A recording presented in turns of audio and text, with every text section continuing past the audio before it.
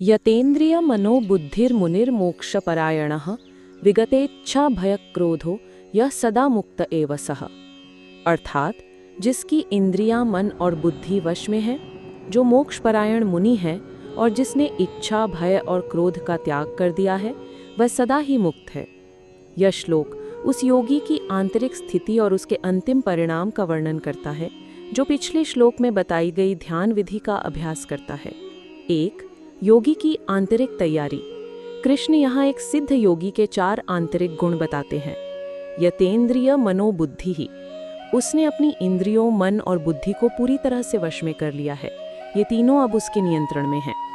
मोक्षपरायणः, उसका एकमात्र और परम लक्ष्य मोक्ष ही है।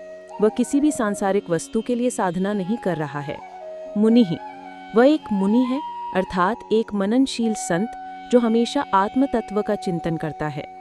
विगतेच्छा भरक क्रोधः, उसने मन के 3 सबसे बड़े शत्रुओं इच्छा, भय और क्रोध को पूरी तरह से त्याग कर दिया है। विगत। 2.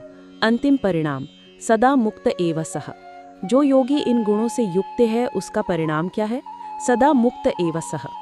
सदा शब्द बहुत महत्वपूर्ण है। इसका अर्थ है कि उसकी मुक्ति किसी भविष्य की घटना पर निर्भर नहीं है। वह शरीर में रहते हुए भी हर क्षण मुक्त ही है, वह जीवन मुक्त है। श्लोक 5.27 और 5.28 का संयुक्त सार। जब कोई साधक बाहरी विषयों से मन को हटाकर, दृष्टि को स्थिर करके और श्वास को सम करके अपनी इंद्रियों, मन और बुद्धि को वश में कर लेता है और इच्छा, भय, क्रोध से मुक्त हो जाता है, तो वह जीते जी ही मोक्ष की अवस्था को प्राप्त कर लेता है।